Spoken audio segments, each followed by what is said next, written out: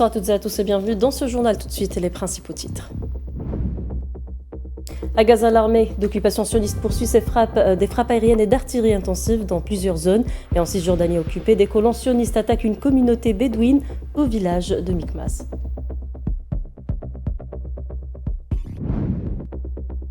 Algérie, le général de corps d'armée Saïd Chengriha entame ce dimanche une visite au Qatar. En Syrie, Ahmed Shara souligne l'unité, la souveraineté du pays et l'importance du dialogue. Et l'armée annonce avoir pris le contrôle de la ville d'Ataoura et du barrage de l'Euphrate.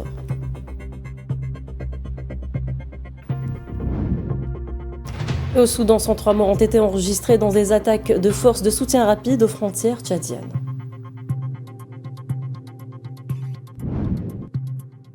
Et enfin, crise du Groenland. Donald Trump a annoncé des droits de douane punitifs contre 8 pays européens soutenant le Danemark.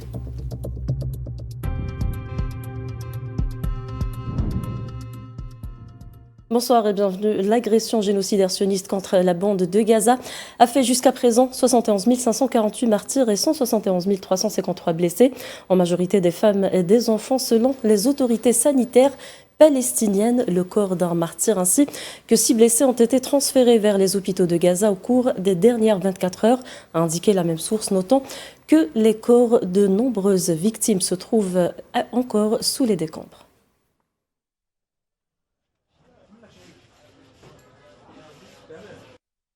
Toujours pas de répit pour les habitants de Gaza. L'entité sioniste poursuit ses raids des raids intensifs sur plusieurs zones de la bande ce dimanche, marquant une violation continue de l'accord de cessez-le-feu. Les médias palestiniens ont rapporté que les forces d'occupation ont mené une série de frappes intensives, ciblant la ville de Rafah, parallèlement à des tirs provenant de véhicules militaires de l'occupation à l'est de Khan Younes, dans le sud de la bande de Gaza.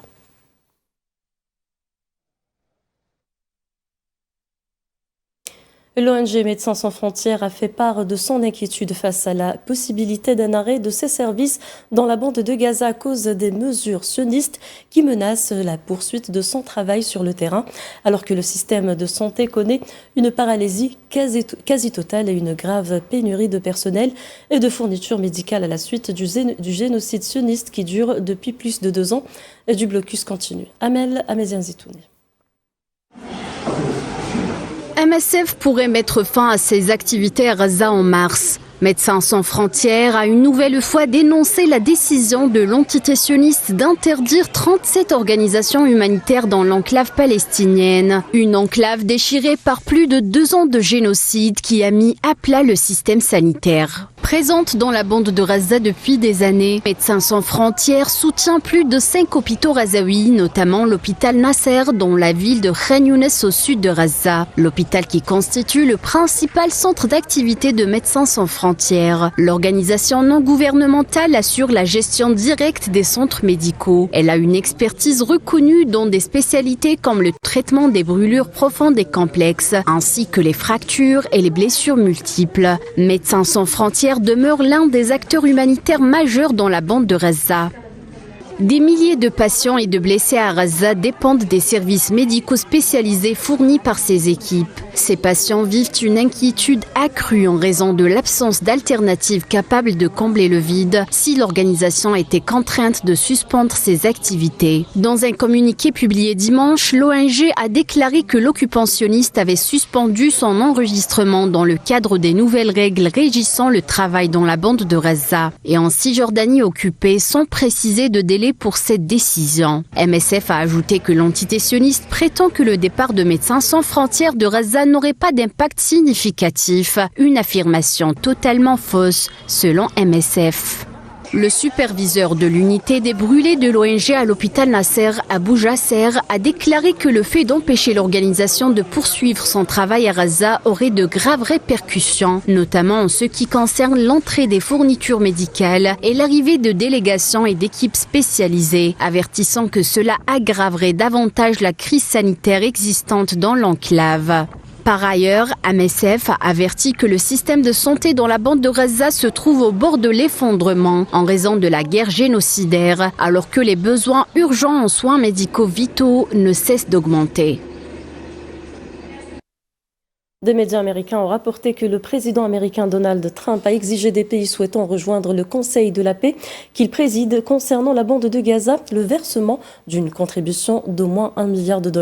Les mêmes sources ont ajouté que la durée d'adhésion, fixée à 3 ans, s'applique aux États membres. Toutefois, ceux qui contribuent à hauteur de plus d'$1 milliard américains au Conseil de la paix au cours de la première année bénéficieront d'une exemption à cette limite de durée.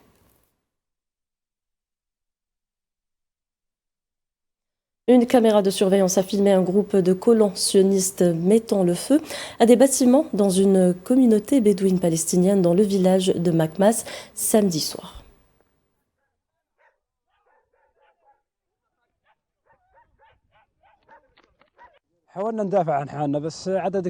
Nous avons essayé de nous défendre, mais ils étaient nombreux. Nous avons essayé de nous défendre pour pouvoir au moins fuir cette zone et secourir notre voisin, qui était dans un état critique. Nous nous sommes sauvés et avons emmené des gens avec nous pour sauver nos voisins. C'était une situation difficile. Hier soir, vers 22h, un groupe de colons, environ 60 ou 70 personnes, a attaqué la communauté bédouine de Khalet al-Sedala. Ils ont incendié plus de 6 maisons et agressé Youssef Zawahra et sa femme, des habitants du village. Nous les avons transportés à l'hôpital. Leur état est critique. Des militants étrangers présents dans la région ont également été agressés et hospitalisés. Cette attaque de colons sont incessantes et constitue une tentative manifeste d'expulser les habitants de cette communauté.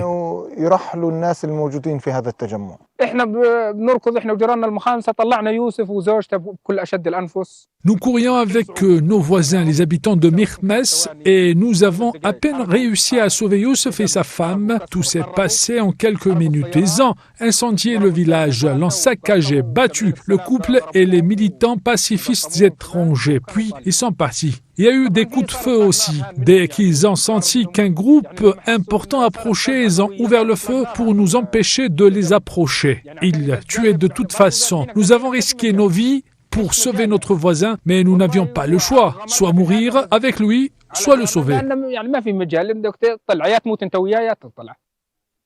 Le président de la phase de transition en Syrie, Ahmed al-Shara, a affirmé l'unité et la souveraineté de la Syrie sur l'ensemble de son territoire, tout en soulignant l'importance du dialogue dans la phase actuelle. Selon un communiqué de la présidence syrienne, al-Shara a insisté lors de la réception dimanche de l'envoyé spécial américain pour la Syrie, Thomas Barak, sur l'importance de reconstruire le pays avec la participation de tous les Syriens parallèlement à la poursuite de la coordination des efforts dans la lutte contre le terrorisme.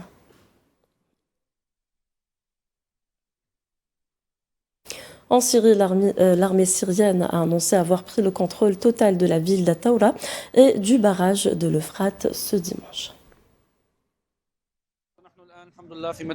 Nous nous trouvons actuellement, grâce à Dieu, dans la ville libérée de Tafran suite à l'intervention héroïque de l'armée arabe syrienne dans le cadre de ces opérations. L'entrée dans le quartier général du commandement de l'intérieur a été effectuée par des forces menées par le commandement de l'intérieur du gouvernorat de Raqqa. Cette intervention s'inscrit dans le cadre de la sécurisation des biens publics et privés, ainsi que pour garantir le retour des civils qui avaient été déplacés hors de la ville en raison des affrontements. Dieu soit loué, nous constatons un immense sentiment de joie et de liesse parmi les citoyens face au retour des institutions de l'État syrien dans une atmosphère porteuse d'espoir et de jours meilleurs pour l'ensemble des Syriens.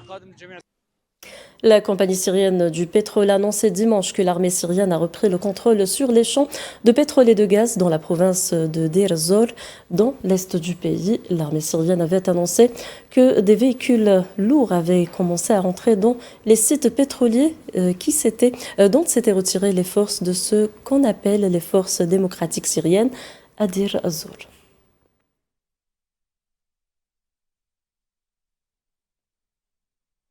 Toujours en Syrie, l'autorité de l'aviation civile a annoncé la reprise du trafic aérien à l'aéroport international d'Alep à partir de mardi prochain, conformément au programme de vol établi. L'autorité a également précisé que la période à venir sera marquée par une attention continue portée à l'aéroport d'Alep avec des efforts pour développer ses services et améliorer l'expérience des passagers afin d'être à la hauteur des attentes. Le général d'armée Saïd Chengriha, ministre délégué auprès du ministre de la Défense nationale, chef d'état-major de l'armée nationale populaire algérienne, entame dès aujourd'hui dimanche une visite officielle au Qatar pour assister aux activités de la 9e édition du Salon et de la Conférence internationale de la défense maritime de Doha, d'Index 2026. Le communiqué du ministère a ajouté que le général d'armée Saïd Chengriha rencontrera au cours de cette visite des responsables qataris afin d'étudier les voies et les moyens de renforcer les liens de coopération militaire bilatérale.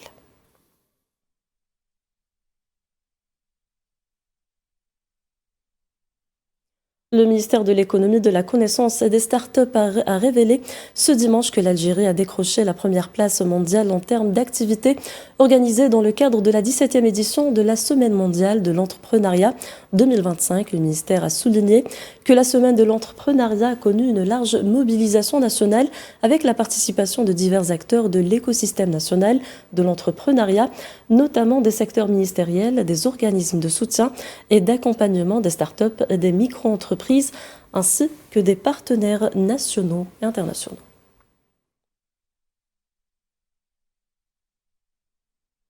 Au Soudan, le Premier ministre soudanais Kamel Idriss a appelé les missions diplomatiques et les organisations des Nations Unies et les agences étrangères à reprendre leurs activités depuis la capitale Khartoum au cours d'une tournée d'inspection des installations de services dans l'État de Khartoum. Idriss a réitéré la détermination de l'État à améliorer l'environnement général et à soutenir les secteurs des services et du tourisme. Il a affirmé que la vie dans la capitale est redevenue normale.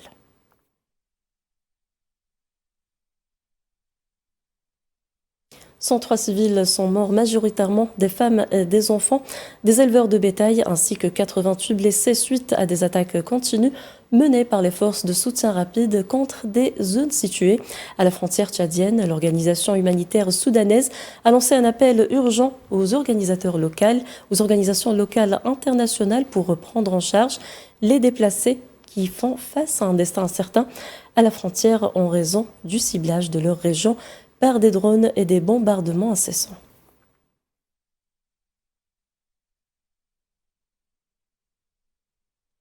Des récits horribles faisant état de viols collectifs et d'assassinats, de mutilations et de détention contre rançon ont été racontés à Volker Turk, haut commissaire des Nations Unies aux droits de l'homme, lors d'une rencontre avec des survivants des massacres perpétrés par les forces de soutien rapide dans la ville d'Al-Fasher, au Soudan.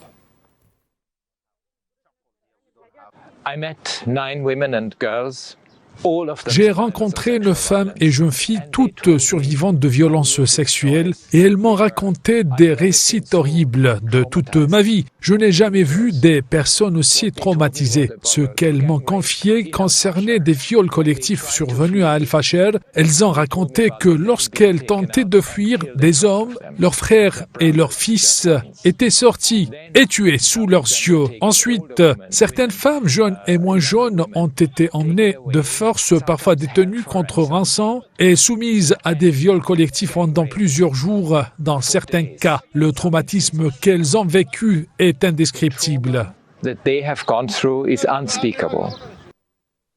Le président tchadien a appelé le Haut Commissariat des Nations Unies pour les réfugiés à opérer un saut qualitatif dans la fourniture de l'aide afin de faire face au flux sans précédent de réfugiés soudanais fuyant le conflit. Lors de sa rencontre avec le Haut Commissaire de l'ONU pour les réfugiés, il a mis en garde contre l'élargissement du fossé entre le financement disponible et les besoins réels face à l'augmentation du nombre de réfugiés soudanais.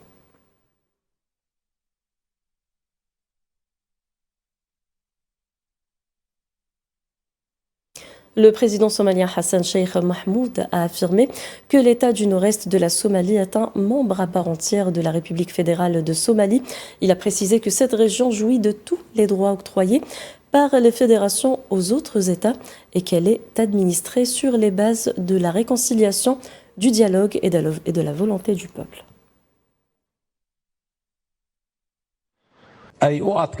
Notre État ne fait aucune distinction entre une région et une autre. Nous espérons à bâtir un véritable système fédéral où chaque citoyen, qu'il soit à Erjisa, au Puntland ou à Mogadiscio, se sent partenaire à part entière dans le partage du pouvoir et des richesses. La justice est le fondement de la pérennité de cet État. J'adresse un appel sincère à tous nos frères qui ont des différends avec le gouvernement fédéral. La table du dialogue est l'unique solution. La stabilité politique n'est pas une option, mais une nécessité absolue. Sans elle, nous ne pourrons réaliser le développement économique dont rêve notre jeunesse. Nous devons mettre fin à l'ère des querelles internes pour faire face d'un seul bloc aux menaces extérieures. Les complots tissés dans l'ombre pour diviser le peuple somalien et transformer nos régions en entités fragiles se briseront face à la conscience du peuple. Le général Mamadi Doumbouya a été investi président de la Guinée lors d'une cérémonie organisée au stade de Conakry devant environ 50 000 personnes après avoir remporté l'élection présidentielle avec un taux de 86,72% des voix. Il a en effet prêté serment samedi sur la nouvelle constitution adoptée par un référendum en septembre 2025. Il s'est engagé à respecter et à faire respecter la constitution, les lois ainsi que les décisions de justice.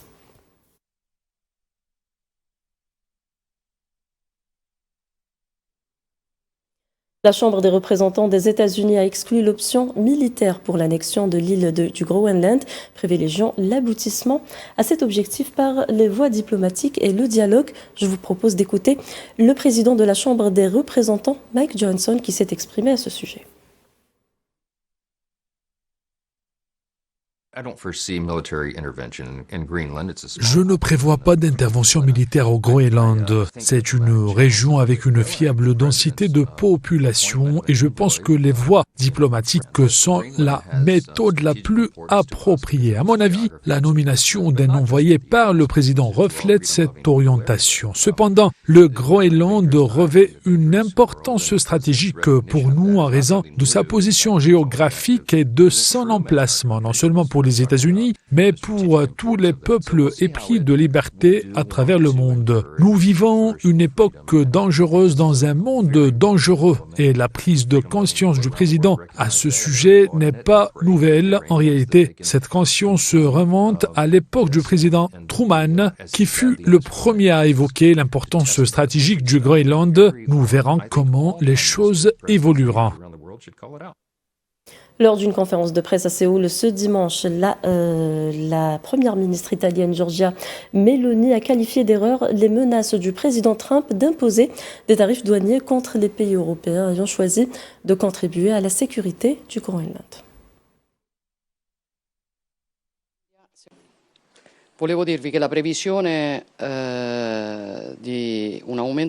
Je voulais vous dire que l'éventualité d'une augmentation des tarifs douaniers envers les pays ayant choisi de contribuer à la sécurité du Groenland est, à mon avis, une erreur. Et bien entendu, je ne l'approuve pas. Je partage l'intérêt que porte la présidence américaine, comme je vous l'ai dit, à maintes reprises au Groenland et à toute la région en général en tant que zone stratégique. Cependant, j'estime que l'intention de certains pays européens d'envoyer des troupes et de participer au renforcement de la sécurité aurait dû être comprise dans ce cadre non pas comme une initiative dirigée contre les États-Unis, mais au contraire dirigée vers d'autres parties.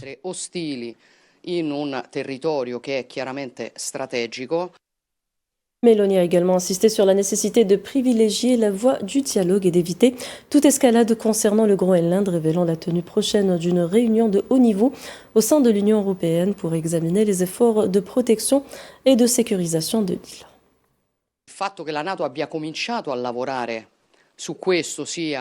Une réunion a été annoncée, je crois, au niveau d'un noyau restreint au sein de l'Union européenne, mais j'estime qu'à ce stade, il est très important de dialoguer et d'éviter toute escalade, car il est possible de travailler ensemble pour atteindre un objectif utile et nécessaire pour tous. Un nouveau coup d'accélérateur sur le dossier du Groenland. Le président américain Donald Trump a annoncé de nouveaux droits de douane aux pays européens jusqu'à la vente totale de la grande île danoise. L'onde de choc de cette décision a fait le tour du vieux continent, suscitant l'indignation des dirigeants européens. Souhila Kelal. Les menaces fusent de nouveau. Quand Trump veut quelque chose, gare à celui qui se met sur son chemin. Les 8 pays européens qui ont déclenché une mission militaire au Groenland n'ont pas tardé à essuyer les représailles. Le président américain a décidé d'imposer des droits de douane de 10% à compter du 1er février sur les marchandises en provenance du Danemark, de la Norvège, de la Suède, de la France, de l'Allemagne, du Royaume-Uni, des Pays-Bas et de la Finlande. Il a averti que ce taux passerait à 25% le 1er juin et resterait en vigueur jusqu'à la conclusion d'un accord pour l'achat intégral et définitif du Groenland. Cette décision a suscité de vives réactions à travers l'Europe qui se voit désavouée et a alimenté les appels à une réponse au niveau de l'UE. Dans une déclaration commune, la présidente de la Commission européenne Ursula von der Leyen et le président du Conseil européen Antonio Costa ont averti que ces droits de douane compromettraient les liens transatlantiques et risqueraient d'entraîner une spirale descendante dangereuse et d'ajouter que l'Europe resterait unie, coordonnée et déterminée à défendre sa souveraineté. Le ministre néerlandais des Affaires étrangères, David Van Wil, quant à lui, a qualifié la menace américaine d'imposer de nouveaux droits de douane aux membres européens de l'OTAN de chantage. Ce n'est pas ainsi que des alliés devraient se traiter. En ce sens, je comprends le terme de chantage. Nous avons jusqu'au 1er février pour présenter un front véritablement uni et faire clairement savoir que nous ne trouvons pas cela acceptable. Nous estimons également que le recours aux droits de douane de cette manière est inapproprié. Pour sa part, le Premier ministre espagnol Pedro Sánchez a estimé que le recours à la force pour s'emparer du Groenland serait le coup de grâce porté à l'OTAN. Une invasion américaine du Groenland légitimerait la tentative d'invasion de l'Ukraine. Si les États-Unis utilisent la force, ce sera le coup de grâce porté à l'OTAN. D'autres dirigeants européens, à l'instar du Premier ministre britannique Keir Starmer, du porte-parole du gouvernement allemand Stefan Cornelius ou encore du Premier ministre norvégien Jonas Gahr Støre, ont qualifié les menaces américaines d'inacceptables, laissant entendre qu'ils adopteraient une position plus ferme si Washington mettait en œuvre ces mesures. Le bras de fer États-Unis-Europe risque d'être coriace, mais devant l'appétit vorace de Trump, l'Europe a-t-elle réellement son mot à dire? C'est la fin de ce journal. Merci de l'avoir suivi. Excellente soirée.